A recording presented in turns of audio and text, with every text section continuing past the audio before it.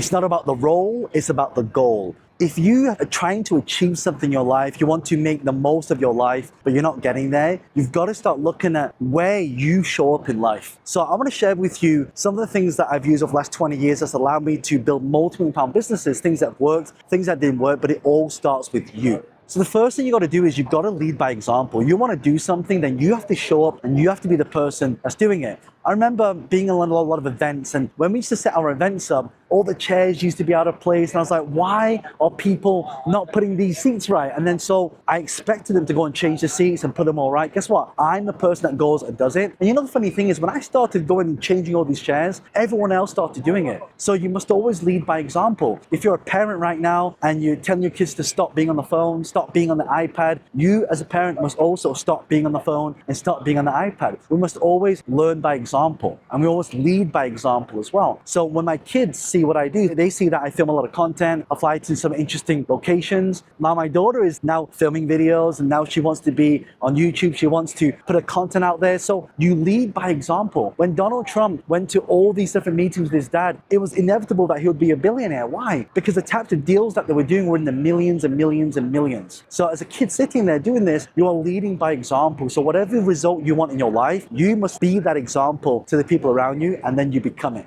Second thing is you got to have effective communication. When we look at the goal, what's the goal of something? Most relationships break up because of the lack of communication. So when we have great communication skills, we're able to articulate, and sometimes that means having the hard conversations. And I always say to people, sometimes when we have those elephant in the room conversations, we can get rid of all the uncertainty, all the doubt that's out there that's stopping us from actually telling people what we want. Sometimes if you want someone to do something, tell them. We're not mind readers. We got to make sure that we communicate effectively. And effectively, sometimes your self-love and self-care means sitting down and having those hard conversations. And leadership is about telling people also in a certain way. It's not sometimes what you say, but it's also how you say something. And I think every time I've been in a situation where there's always been miscommunication, where this person thought something, that person thought something, it's because I didn't communicate properly. So you also need to take responsibility for the things that you're saying. How many times have you said to someone, but I already told her that, I already said that to him. But that's not how it landed for them. So clear communication, when you have that leadership within yourself, everything changes.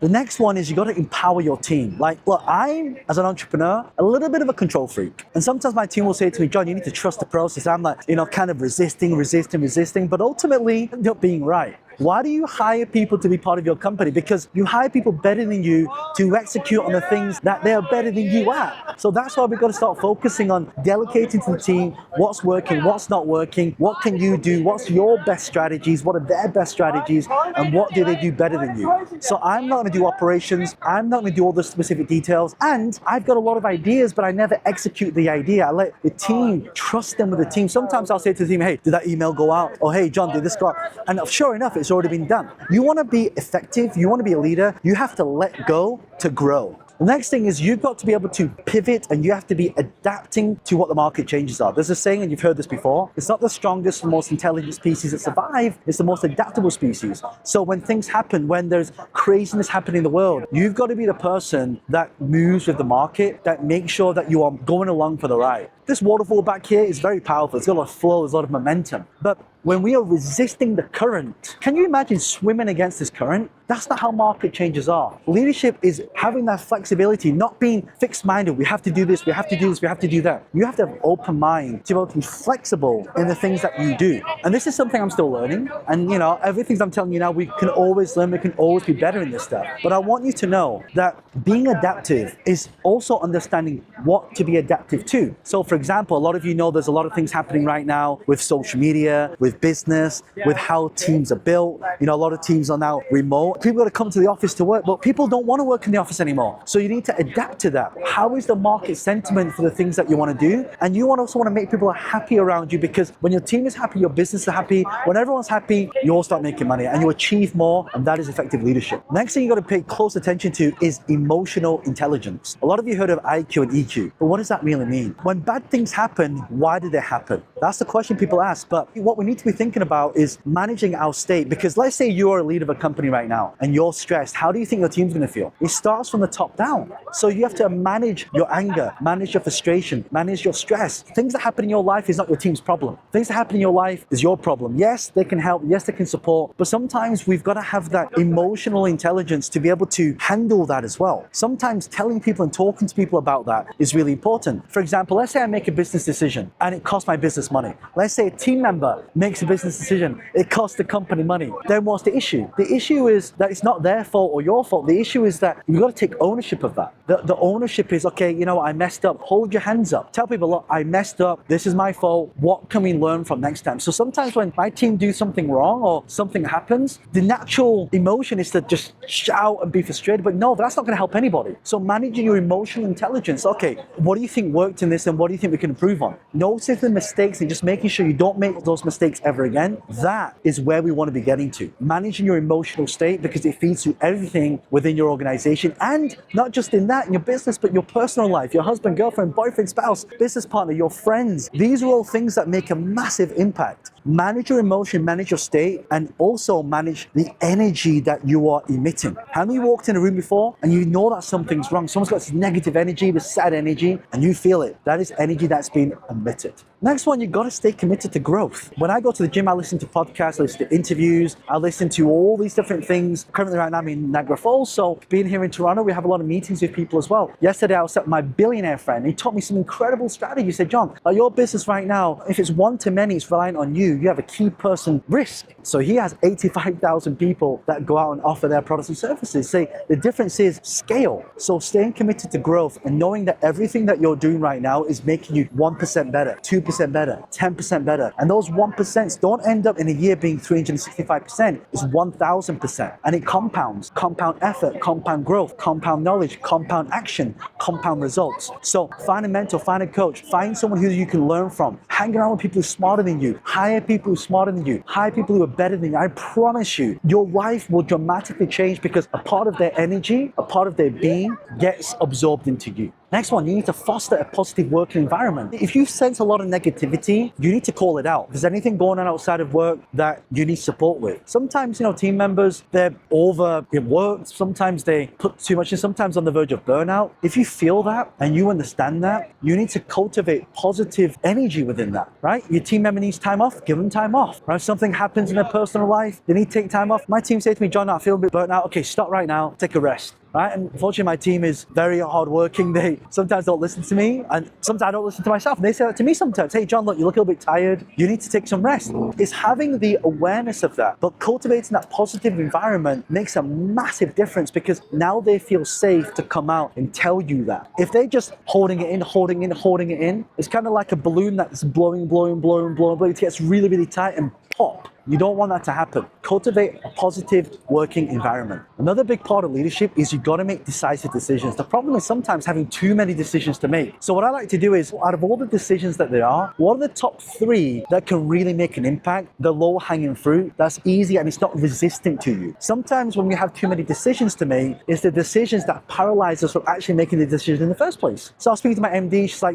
I could do this health regime, but there's so many things out there right now, I don't know what to do. But if you were just to kind of tailor that down into the top 3, which one could you do and which one could you test? And all the time that I see a lot of decision making, when you have pressure of making that decision, you make the wrong decision. Sometimes when you're trying to force that decision, it doesn't happen. Like coming up here, my MD and I were having a little mastermind in the car. A part of me was like, let's try and force this decision. But just being here and looking at the waterfall, sometimes gives you that clarity. Sometimes ideas come to you when you're 35,000 feet in the air or when you're in the shower. We need to stop making time for the ideas to flow and come. And sometimes that can take a week, a year, a month, some of you many years. And I know it doesn't sound counterintuitive, but you got to trust the process. So you got to always focus on that. Another thing for leadership is you got to build strong relationships. Relationships with your team, relationships with your number 2, relationships with your significant other, relationship with yourself, your partners, your business partners. Have hard conversations if you got to, but nurture those relationships. Funny because actually we're driving up here. I know a lot of people, but actually if I'm honest, I don't really make the time to spend the time with a lot of the people that I know. And these are all people that can really impact my life and I can impact their life and we can add value to each other. But quite often what happens is we get busy,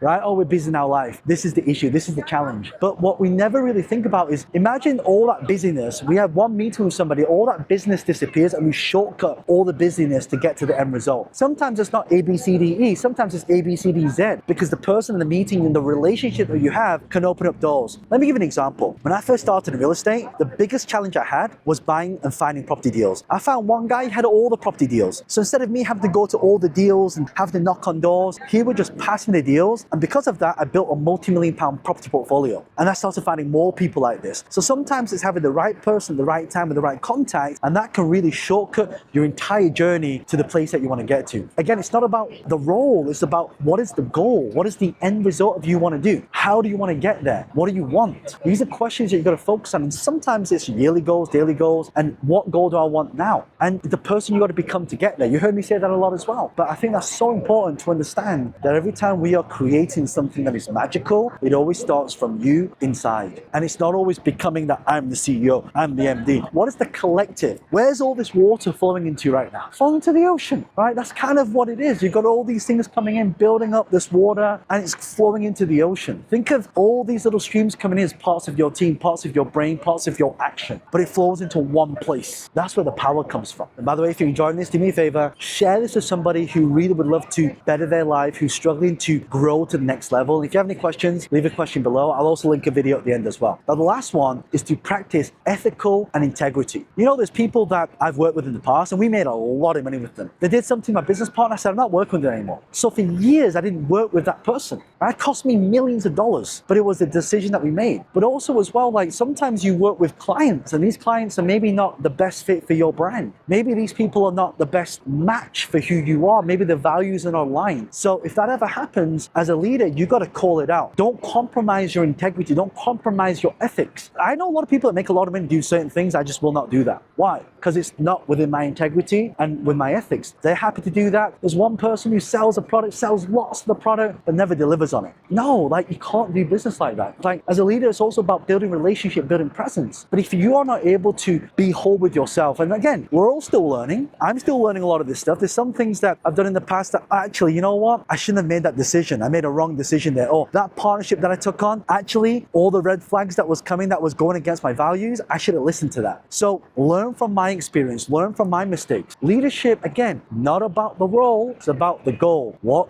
goal are you trying to achieve? This is all the things that you want to become more effective, you want to achieve more in life, you're at a stage in your life where you're not happy with, and you need to change something, this is how you do it. So make sure you subscribe to the channel, like this video because it will really help the channel, and also check out this video here as well.